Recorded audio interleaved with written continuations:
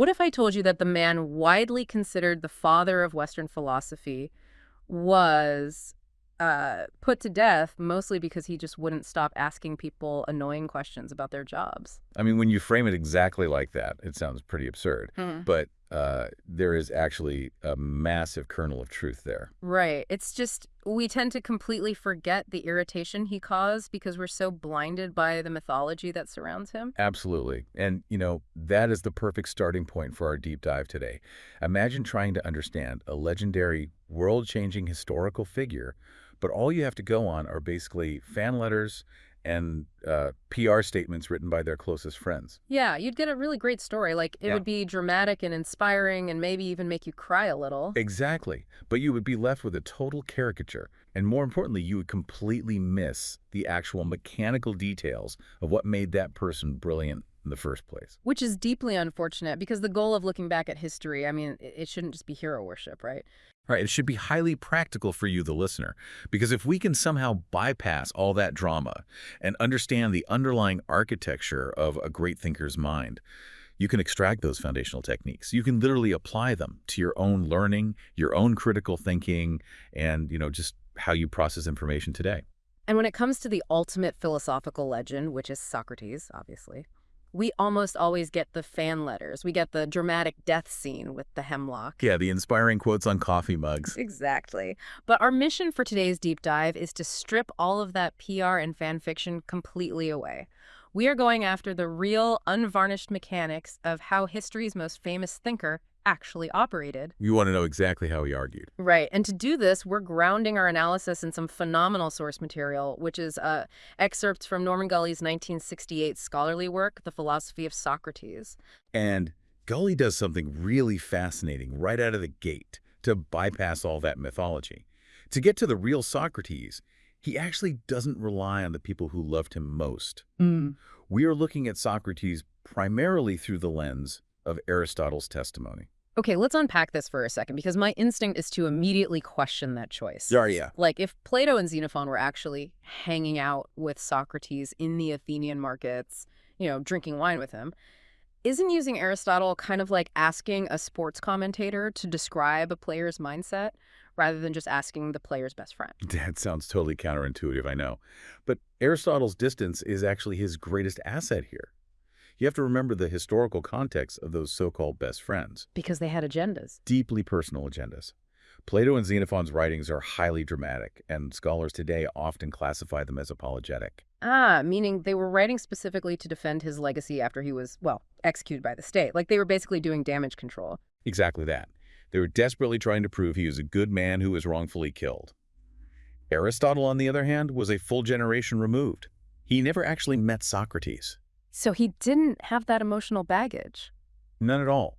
He provides this detached, highly critical assessment. He's looking at Socrates purely as a scientist mapping out the history of philosophical methods. Mhm. He is an unsentimental umpire, basically just calling balls and strikes. Which gives us a much cleaner baseline to work from. Right. And Aristotle notes something really crucial right off the bat to set the stage for how Socrates operated. He notes that Socrates deliberately turned his back on the physical sciences. Oh, wait, really? Because weren't all the early philosophers super obsessed with the cosmos back then? Oh, totally. They were constantly arguing about what the universe was made of. Like, is everything fundamentally water? Is it fire? Is it, invisible atoms? And Socrates just looks at all that abstract theorizing and decides, this yields absolutely no definite useful knowledge for everyday life. He abandons the cosmos entirely. He chose to focus 100% of his formidable intellect on ethics and human moral questions. Basically, he just wanted to know how to be a good human being. Okay, so knowing what he cared about is one thing, but we're here for the how. Like, how did he actually tackle this massive question of human goodness? Well, Aristotle credits Socrates with two massive, highly original contributions to human thought. And the first one is the pursuit of the general definition. The general definition, but which requires a bit of an adjustment in how we think about the word definition today, right? Yeah, definitely. Socrates wasn't looking for a quick synonym to settle a bar bet or just a standard dictionary entry. He was hunting for the fundamental essence. The universal form, basically. Exactly, the universal form of moral concepts. He wanted to isolate the absolute unchanging DNA of things like courage or piety or justice. It's kind of like if I ask you what makes a good cup of coffee, and you just point to a specific vanilla latte sitting on the table. Yes, that latte is an instance of coffee, but pointing at it doesn't really explain the underlying universal essence of what coffee actually is across all its possible variations, from like an espresso to a cold brew. That is the exact frustration Socrates caused in ancient Athens, literally over and over again. He would just walk up to a fellow citizen, ask them to define a virtue, and then completely dismantle their answer by showing they were only giving him a vanilla latte. Never giving him an instance. Yes, they were just giving examples. And the source material highlights just how maddening this was for the people talking to him, right? Oh, it really does. If you look at the primary texts Scully analyzes, like Plato's dialogue, the Euthyphro, Socrates asks a man what piety is. And the man basically says, piety is prosecuting a murderer, which is what I'm doing right now. And Socrates just completely rejects that. Flat out. Because it's just an action. It's an instance. Or, in another dialogue, the Latches, two generals are discussing courage. And one of them confidently claims courage is remaining at one's post in battle. Which, that sounds like a great definition of courage to a general. Sure it does. But Socrates flat out rejects it again. Because remaining at your post in battle is just an instance. It doesn't cover courage when you're, say, facing a terminal illness. Oh, right. Or like political courage, or the courage to speak up against a hostile crowd. Exactly. He demanded the universal umbrella that covers every single instance without a single exception. But I have to ask, why the intense obsession with finding this perfect mathematical definition? Why couldn't he just accept that courage is a you know it when you see it kind of thing? And that points to the very core of his worldview, which is a radical departure from how most of us think today. Socrates firmly believed that possessing this universal definition was both a necessary and a sufficient condition for actually being good. Wait, let me just make sure I'm grasping the weight of that. Are you saying he believed that just knowing the exact definition of goodness automatically makes you a good person? In his strict view, yes, absolutely. He thought you literally cannot consistently do the right thing unless you know the absolute standard of what goodness is. If you don't have the definition, you are operating in ignorance. And ignorance guarantees moral failure. So, conversely, if you truly possess that absolute knowledge, it's impossible for your mind to act against it. To Socrates, virtue is quite literally knowledge. There's no separation. So finding that flawless definition is basically the ultimate prize of human existence. If you find the definition, you achieve virtue. But that brings us to the operational part of this deep dive. How do you actually get there? Right, how do you extract that universal essence? Yeah, what's the method? That brings us to Aristotle's second big credit to Socrates, which is the invention of inductive arguments. Inductive arguments. Yeah, induction is essentially the process of taking a wide variety of specific everyday cases and using them to lead the mind upward toward a general universal truth. Okay, so think about how you make decisions in your own life today. Like, if you need to hire a contractor to fix your roof, or you need a surgeon to operate on your knee, you demand a track record. Right, you want a proof of past success. You look at their specific past successes to induce a general conclusion about their overall competence. And Socrates loved doing this, but he did it relentlessly using the most mundane, blue-collar professions. He used analogies to everyday professional skills so often that his contemporaries were, visibly exhausted by it. Gully actually points out a hilarious complaint in the sources from a man named Callicles. Oh, I love this part. Yeah, Callicles essentially yells at Socrates. He goes, "You never stop talking about cobblers, dyers, butchers, and doctors," as though our argument had anything to do with them. The frustration practically leaps off the page there, but there is a very deliberate method to that folksy madness, isn't there? Ugh, a devastatingly effective method. What's fascinating here is how Socrates used these everyday analogies to expose massive structural flaws in Athenian society. Consider, for example, the Athenian political practice of electing magistrates by lot. Right. They would quite literally draw beans from a jar to randomly select who gets to run the state. Which just sounds completely unhinged to our modern ears. Yeah. Pulling a bean to become a senator. Yeah, totally wild. But Socrates used induction to prove exactly why it was unhinged to them right then and there. He would prank to those mundane professionals. He would ask, Well, would you hire a ship's pilot by drawing beans? Right. Or would you choose an architect or a flute player randomly? Obviously not. You demand skilled, expert knowledge for those jobs because errors cause real harm. So the inductive leap just snaps right into place. If you wouldn't use a random lottery to pick the person steering your boat, why on earth are you using it for the people steering the entire government? It's brilliant. It really is. But I actually want to step in and challenge Socrates' logic here for a second because I think there's a dangerous trap in that analogy. Oh, absolutely. Let's hear it. Like, is being a morally good person or even a good political leader really comparable to being a skilled carpenter or a ship pilot? Let's take a runner, for example. Okay, a run. If an Olympic sprinter loses a race deliberately, like on purpose, they actually have more control and raw skill than a runner who tries their absolute hardest but trips and falls involuntarily, right? Right, because the one who loses deliberately still possesses the mastery of the craft. They chose to lose. Exactly. But if we extend that logic strictly into morality, if morality is just a technical craft like running or carpentry, does that mean a moral agent who does something evil deliberately is somehow better than someone who does wrong by accident? And that is a very sharp observation. It's actually a trap Socrates himself fell into and really had to wrestle with. Really? He realized it too. Oh yeah, the sources show this exact friction. In a dialogue called the Hippias Minor, Socrates explores that very consequence, that a deliberate wrongdoer might technically be better than an involuntary one. Which is just a completely toxic idea. He recognizes it's a toxic idea, and he ultimately rejects the conclusion, but it perfectly highlights the limits of his own inductive analogy.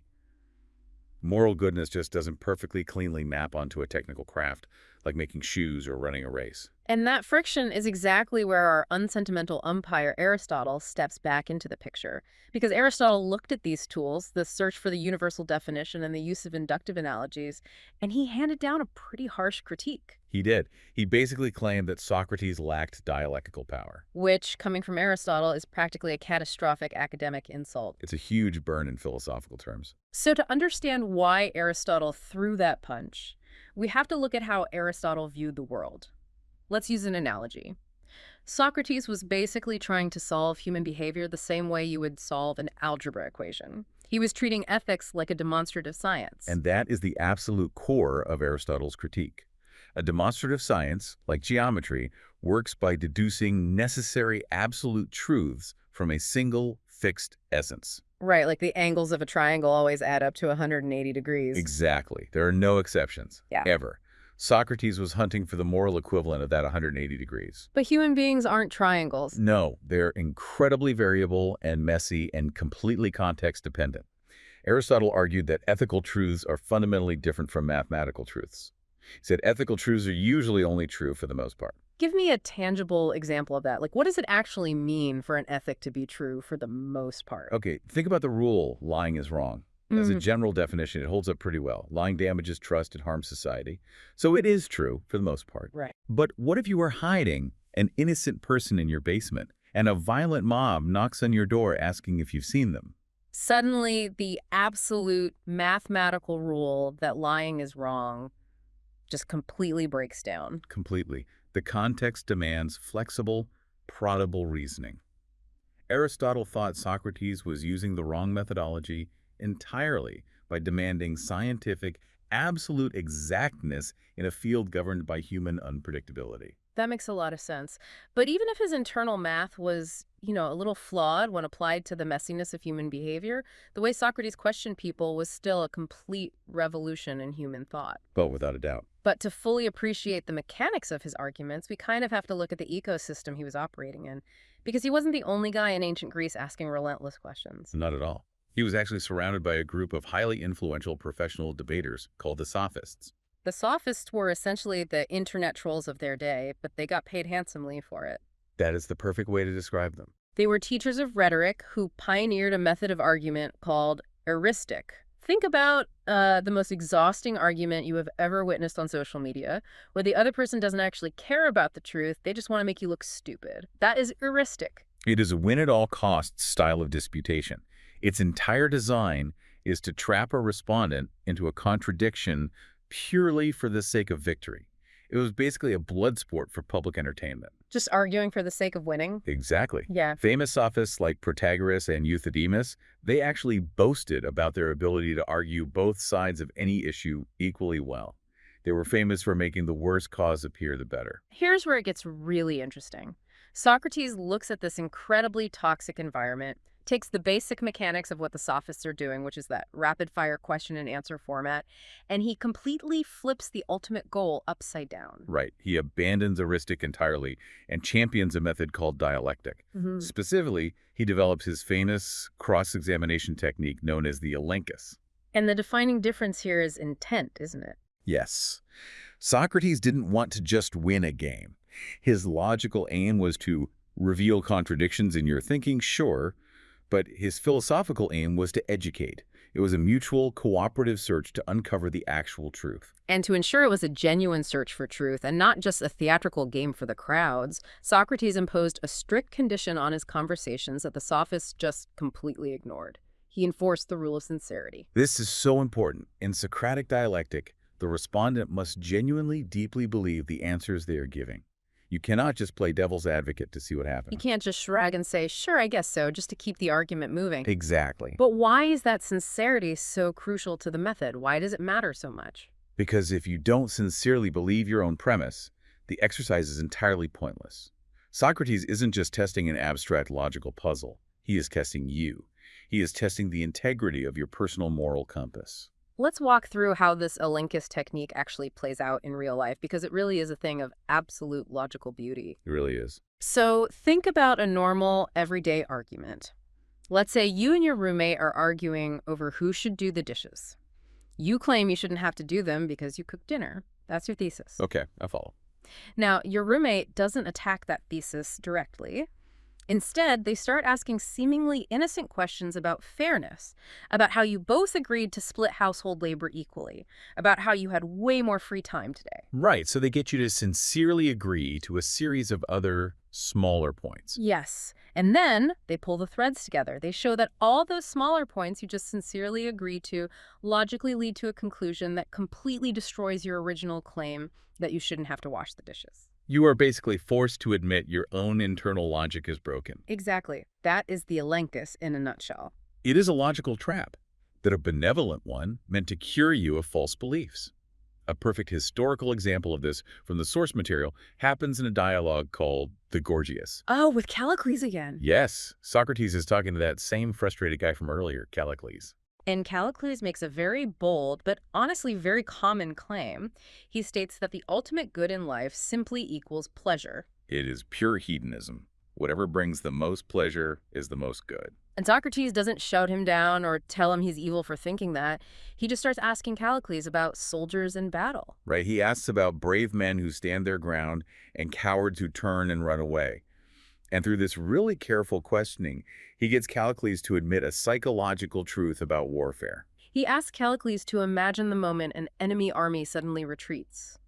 The brave man is relieved, sure. But the coward, the man who is absolutely terrified of dying, he experiences an overwhelming rush of relief and joy. So Socrates gets Callicles to sincerely agree that the coward actually experiences just as much, if not more, intense pleasure than the brave man in that specific moment. And right there, the trap snaps shut. Let's just trace the logic. Callicles sincerely believes that good equals pleasure. He also sincerely believes that cowards experience as much pleasure as brave men. Which means, mathematically, if good is pleasure, and cowards feel maximum pleasure, a coward is just as good as a brave man. Which is a conclusion Callicles finds utterly repulsive.